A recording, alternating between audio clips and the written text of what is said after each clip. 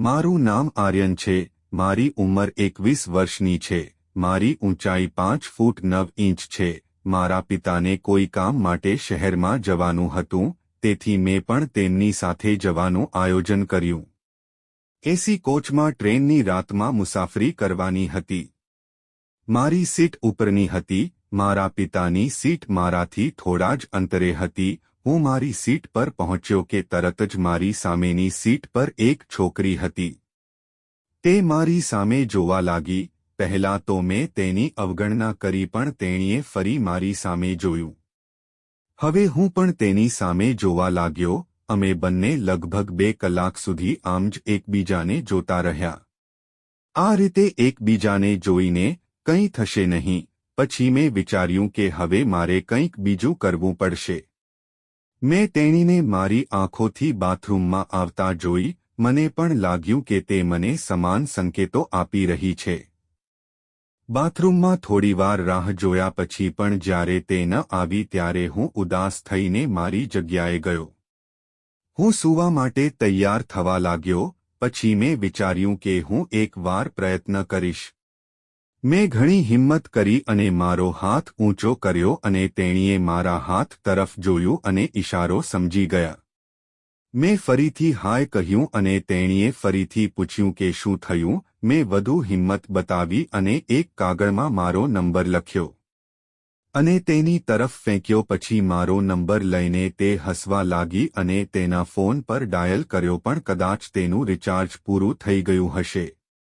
ત્યારે તેણે એક કાગળ પર તેનો નંબર પણ લખી દીધો. તે મને આપ્યું.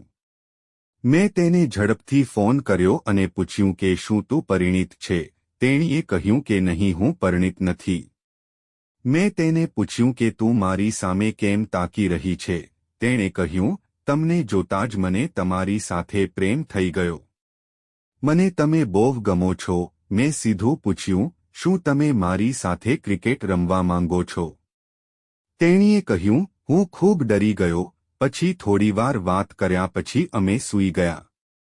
હું 2 વાગ્યે જાગી ગયો રાત્રે અને જોયું કે તે હજી સૂઈ રહી હતી. તેની સાથે તેનો દુપટ્ટો પણ ખસી ગયો હતો. તેથી તે ખૂબ જ સુંદર અને આકર્ષક દેખાતી હતી. પછી મેં જોયું કે બધા સૂતા હતા. થોડી વાર પછી તે મારી તરફ વળી એટલે હું સ્તબ્ધ થઈ ગયો અને થોડી વાર પછી મેં તેને ઇશારો કરીને જગાડી અને તેણે કહ્યું, હું જાણું છું કે તારે શું જોઈએ છે. આ સાંભળીને હું મારા પર કાબૂ ન રાખી શક્યો. હું મારું કાબૂ ગુમાવી બેઠો. મારો પોપટ ઊભો થઈ ગયો. મેં તેની આંખોમાં જોયું અને મેં મારો હાથ તેના હાથ પર રાખ્યો અને તેના હોઠ પર મેં તેને મારા હોઠથી ચુંબન કરવાનું શરૂ કર્યું. હવે મારી ઈચ્છા પૂરી થઈ રહી હતી. મને એટલો આનંદ થઈ રહ્યો હતો કે હું કહી શકતો નથી. પછી હું તેને ચુંબન કરતો રહ્યો. પછી મેં ધીમી ધીમી તેની ગુફામાં ખંજવાળવાનું શરૂ કર્યું. તેની 2 મોસંબીને મસળવાનું શરૂ કર્યું. તે બોલી, હવે તારો પોપટ અંદર નાખ, હવે સહન નથી થતું.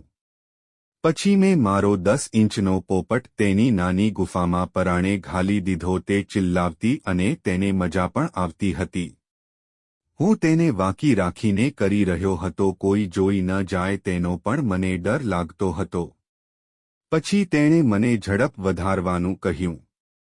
મેં તેને ઘોડી બનાવીને મારા પોપટને તેલવાળો કરીને તેને લબલબાવી. આમ અમે 2 કલાક સુધી ક્રિકેટની રમત રમ્યા અને પછી તેની ગુફામાંથી પાણી છૂટી ગયું અને હું મારો પોપટ હલાવીને જ્યુસ કાઢી રહ્યો હતો. પછી અમે બંને બધું સાફ કરીને એકબીજા સાથે ચોંટીને સૂઈ ગયા. તે હવે જવાની નથી. તે ખૂબ જ આનંદ માણી રહી હતી. મને સ્વર્ગ મળી ગયું હતું.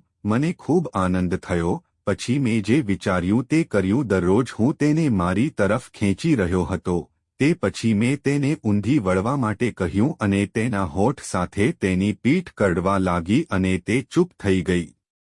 તેણે ચીસો પાડવાને બદલે ઠંડો અવાજ કર્યો અને કહ્યું, આહ! આ સાંભળીને મારા આનંદની કોઈ સીમા ન રહી. 20 મિનિટ પલટી મારવાની રમત ચાલુ રહી. તે નશામાં હતી અને ઊંડો હળવો શ્વાસ લઈ રહી હતી. અમે બંને એક અદ્ભુત આનંદ અનુભવી રહ્યા હતા. તો તમને આ વાર્તા કેવી લાગી? આવી જ વાર્તાઓ સાંભળવા માટે અમારી ચેનલને સબસ્ક્રાઇબ કરો. આભાર.